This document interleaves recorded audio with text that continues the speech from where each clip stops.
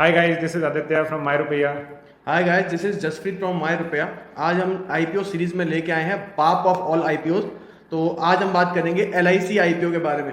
तो वकील साहब हमारे साथ हैं, तो इस पर थोड़ा सा दूरदर्शिता डालेंगे। तो बताइए आदित्य जी, आज क्या बात करने वाले हैं इसमें हम? आज हम बात करेंगे किंग ऑफ ऑल आईपीओ की, जो कि एलआईसी है। जो हमारे दर्शक और कई निवेशक काफ़ी समय से इंतज़ार कर रहे हैं। इसकी एक बार डेट और पोस्टपोन भी हो चुकी है। तो लेकिन इस बार फाइनली एलआईसी का आईपीओ आ गया है और ये बहुत ही खुशखबरी है हमारे दर्शकों के लिए। बहुत अच्छी चीज़ है। मोस्ट अवेटेड आईपीओ आज फाइनली उसकी डेट आ चुकी है, तो उसके बारे में हम लोग पूरा डिस्कस करेंगे। सबसे पहली चीज़ जो हम लोग डिस्कस करेंगे कि एलआईसी कंपनी इतनी बड़ी है कैसे, क्या है एलआईसी, तो वो आदित्य आप प्लीज़ वो बताओ यार। तो सबसे पहले हम डिस्कस करेंगे कि कंपनी का बैकग्राउंड क्या है। तो कई लोग नहीं जानते होंगे कि एलआईसी एक बहुत पुरानी कंपनी है। 1956 में ये कंपनी बनी थी, जब नेशनलाइज हुआ था 245 प्राइवेट लाइफ इंश्योरेंस कंपनीज का। तो उस समय एलआईसी एक्ट आया और तब ये कंपनी बनी।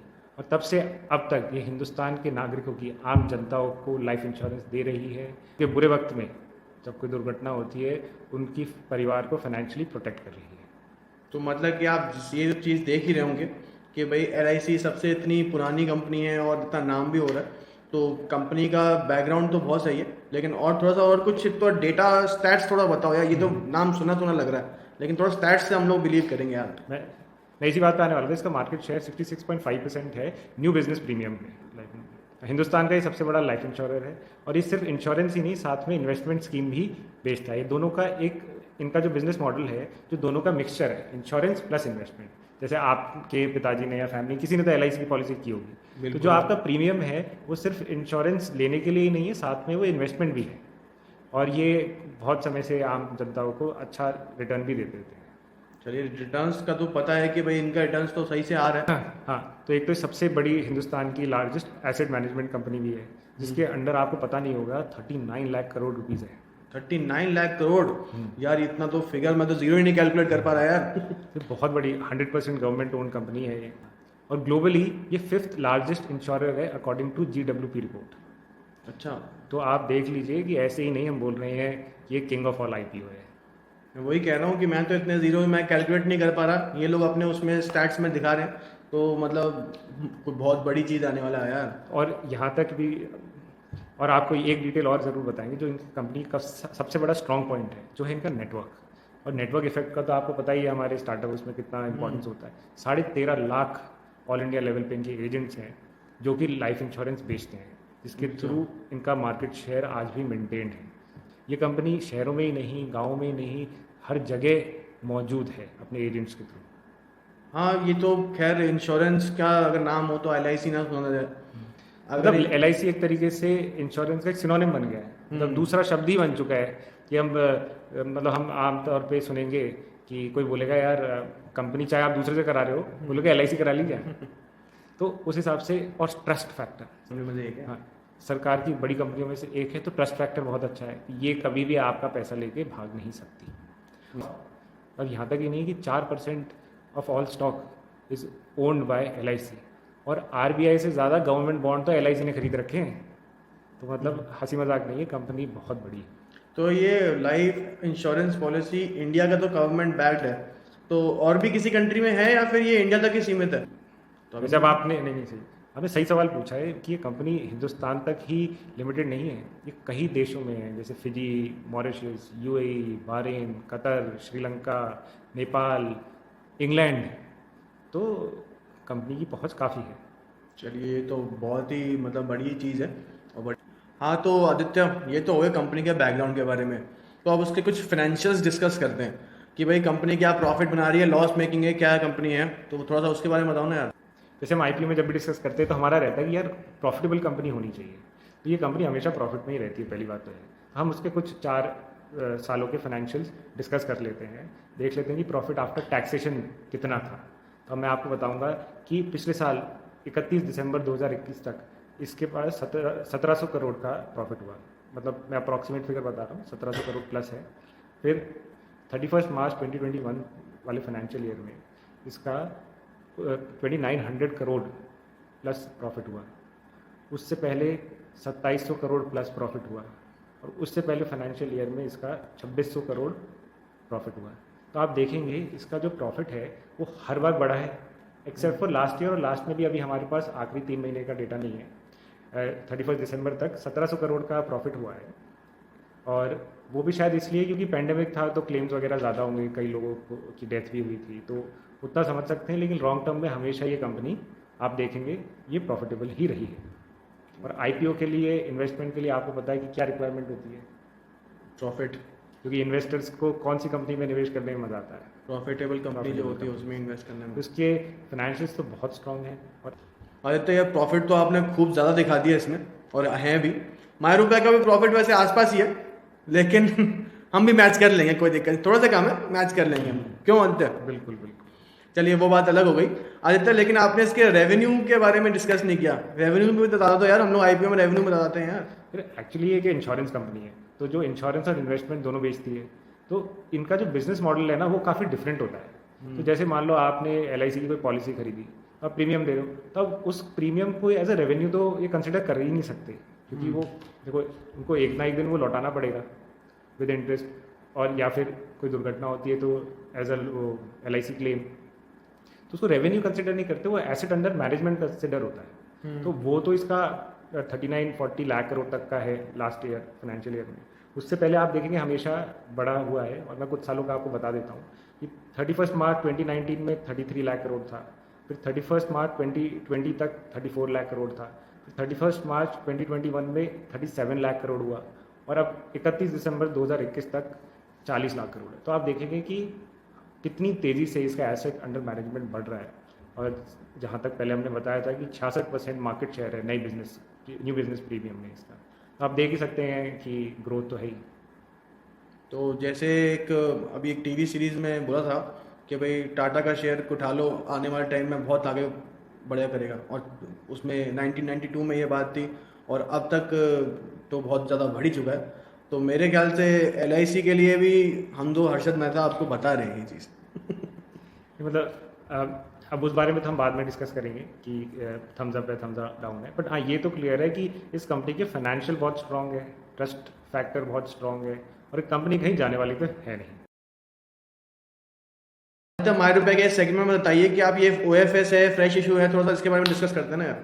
हाँ बिल्कुल। तो एक्चुअली ये वाला जो IPO है इसमें कोई भी शेयर फ्रेश इशू नहीं हो रहा है। बेसिकली सरकार अपनी 3.5% का जो उसका स्टेक है वो ऑफलोड कर रही है, मतलब मार्केट में बेच रही है, और इनको प्राइस बैंड के हिसाब से करीबन 21,000 करोड़ रुपए रेज कर रहे हैं इस पैसे में।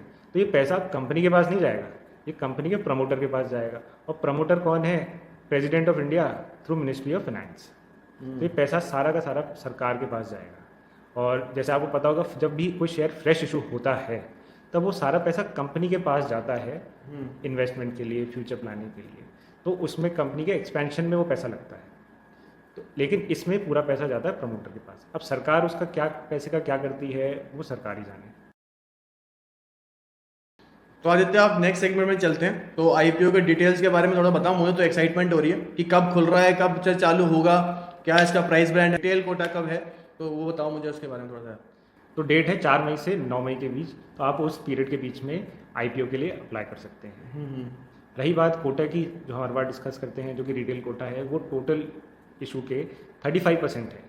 तो 35% तो आप जैसे मेरे जैसे आम रिटेल इन्वेस्टर के लिए कोटा फिक्स्ड है। लेकिन इसमें एक खास बात और पहली बार किसी कंपनी ने ज़रूर की है कि इसमें 10% जो कोटा LIC पॉलिसी होल्डर्स का भी है। तो आपने कभी अगर IPO में अप्लाई किया होगा तो देखते हैं कि IPO लगता ही नहीं है, आता है नंबर ही नहीं आता। तो इसमें आपको दो चांस मिलेंगे, आप रिटेल कोटे में भी अप्लाई कर सकते हैं, और मैं मानता हूँ कि कब हर एक दूसरा तीसरा बंदा के पास कोई ना कोई LIC पॉलिसी तो होती है। तो अगर आपकी LIC पॉलिसी 28 फरवरी से पहले पैन कार्ड से कनेक्टेड कर ली है आपने, अगर आप हमारा माय रुपया का इंस्टाग्राम अकाउंट फॉलो करते तो आपको पता होता, तो आप इस कोटे के लिए एलिजिबल हैं। तो टोटल आप 45% कोटा का बेनिफिट ले सकते हैं इस IPO में। और यहाँ तक ही नहीं, पॉलिसी होल्डर को 60 रुपये डिस्काउंट है, और इनके एम्प्लॉयज़ को 45% रुपीज़ पर शेयर पे डिस्काउंट भी मिलेगा। तो आप जाइए, पॉलिसी होल्डर के कोटे में भी अप्लाई कीजिए और रिटेल कोटे में भी अप्लाई कीजिए, और आई एम श्योर कहीं ना कहीं आपका नंबर आ जाएगा। चलिए अधिकतर प्राइस बैंड और लॉट साइज भी क्या होगा इसका? हाँ, तो इसका प्राइस बैंड 902 रुपये से 949 रुपये है। तो लेकिन प्राइस बैंड का इतना कोई मतलब नहीं होता, क्योंकि अपन को पता है कि जनरली आईपीओ ओवर सब्सक्राइब्ड होते हैं, और ये तो किंग ऑफ ऑल आईपीओ है, तो ये तो डेफिनेटली ओवर सब्सक्राइब्ड होगा। तो जो अपर बैंड है 949 रुपीज़, वही हम इसका प्राइस मान के चलेंगे। और हम अब बात करते हैं लॉट साइज़ की। अब इसका जो लॉट साइज़ है वो कम से कम 15 शेयर है, तो आपको एक साथ 15 शेयर खरीदने पड़ेंगे। और ऐसा नहीं कि 15 के बाद 16 कर लो, 17 कर लो, वो मल्टीपल ऑफ 15 में ही होंगे। तो आपकी गणित तो बहुत अच्छी है, तो आप 949 रुपये को 15 से मल्टीप्लाई करके बताइए कितना हुआ। कितना? आपका एक लॉट साइज़ की जो वैल्यू होगी वो 14,235 रुपये की अप्रॉक्सीमेटली होगी, और आपको इसी के मल्टीपल में खरीद सकते हो आप ये मत सोचिएगा 15 है तो 20 खरीद लेंगे, 15, 30, 45 इसी के मल्टीपल्स में आप ये लॉट साइज़ खरीद सकते हैं। तो यार अब मेरे को तो हो रही है एक्साइटमेंट आते हैं। अब बताओ फटाफट अप्लाई कैसे करना है इसमें यार, मेरे को अप्लाई करना है यार। आजकल तो अप्लाई करना बड़ा आसान हो गया है। आपकी कोई भी ब्रोकरेज फर्म होगी उसमें भी ऑप्शंस होते हैं, यहाँ तक कि आजकल तो बैंक की वेबसाइट में भी एक आईपीओ सेक्शन होता है। और जैसे कि आईसीआईसीआई डायरेक्ट वेबसाइट है, ग्रो है, कुवेरा है, बहुत सारे, ज़ेरोदा है, इतनी सारे प्लेटफॉर्म्स हैं जहाँ पे आप बहुत ही आसानी से एलआईसी आईपीओ के लिए अप्लाई कर सकते हैं। तो आदित्य, हम लोगों ने अभी पूरा डिस्कस किया इसके फाइनेंशियल्स के बारे में, कब डिटेल्स हैं, कब आ रहा है, कितना फ्रेश इशू है, कितना ओएफएस है। तो उसके बारे में पूरा डिस्कस करने के बाद वैसे तो मुझे तो सर्टेन है कि माय रुपए का टेक क्या होने वाला है। तो आप बता दीजिए माय रुपए का टेक क्या है फाइनली। तो जहाँ तक है मैं तो इसको थम्स अप ही दूंगा, क्योंकि फाइनेंशियल स्ट्रॉन्ग है, प्रॉफिटेबल कंपनी है, और ट्रस्ट बहुत स्ट्रॉन्ग है, गवर्नमेंट की इतनी बैकिंग है, तो ये एक तो ये सॉलिड कंपनी है। अब हमारे दर्शक ये तो समझ गए होंगे कि एक तो कंपनी प्रॉफिटेबल होनी चाहिए, तो कंपनी प्रॉफिटेबल है। सबसे लार्जेस्ट मार्केट शेयर है इसका इंडियन इकोनॉमी में, तो प्लेयर भी सबसे बड़ा है, एसेट अंडर मैनेजमेंट भी सबसे ज़्यादा है। तो मैं तो इसको थम्स अप ही दूंगा, क्योंकि इस कंपनी में कोई भी कमी नहीं है। ट्रस्ट फैक्टर भी आम जनता में बहुत ज़्यादा है, सरकार की बैकिंग भी है। तो लॉन्ग टर्म में तो ये कंपनी आपको बेनिफिट देगी ही देगी, और गवर्नमेंट के तो और भी प्लान्स हैं अपने स्टेक डाइल्यूट करने के, तो इसकी मार्केट वैल्यू तो बढ़ेगी। लेकिन शॉर्ट टर्म में हम नहीं कह सकते, क्योंकि आपको तो पता ही है, एक तो पिछले साल पैंडेमिक चल रहा था, इस साल फिर पैंडेमिक आ गया, तो फिर जो क्लेम्स हैं वो बढ़ जाएंगे। और उसके बाद हमारे पुतिन जी तो लगे हुए हैं वर्ल्ड वॉर 3 कराने के चक्कर में, तो वो भी एक बहुत बड़ा फैक्टर है। तो हाँ, शॉर्ट टर्म में वॉलीटिलिटी हो सकती है, ऊपर नीचे हो सकता है। ऑफर फॉर सेल भी है, 20,000 करोड़, 20-21 हज़ार करोड़ जो भी हैं वो सरकार के पास जाएंगे। तो शॉर्ट टर्म में हो सकता है थोड़ा अपसाइड डाउन हो, लेकिन लॉन्ग टर्म में तो ये कंपनी 100% अपने मार्केट शेयर के हिसाब से एज अ मेजर प्लेयर आपको प्रॉफिट ही देगी। तो मैं जितना ज़्यादा सर्टेन था, वकील साहब ने उतने और भी फैक्ट्स खोले, जिसकी वजह से थोड़ा सा मेरे को भी डाउट सा तो आया कि अगर शॉर्ट टर्म में अगर इन्वेस्ट कर रहे हैं तो थोड़ा सा संभल के करना होगा। लेकिन हम लोग, ये था हमारा रिव्यू, इसमें हम लोगों ने पूरा एलआईसी के आईपीओ को लेकर पूरा डिस्कशन किया, पूरे फैक्टर्स हम लोगों ने पूरे देखे। अब आपके ऊपर है कि आपको इसमें सब्सक्राइब करना है कि नहीं करना है। तो आदित्य, कुछ कहना चाहेंगे एंड में आप? देखो, हमारा नया स्टार्टअप है, तो हमें आपके सहायता की ज़रूरत है, तो प्लीज़ लाइक करें, शेयर करें, सब्सक्राइब करें, और कमेंट लिखें, बहुत सारे कमेंट लिखें, और हम आपके हर सवालों का जवाब देंगे, मैं या जसप्रीत। अगले वीडियो तक के लिए आदित्य साइनिंग ऑफ।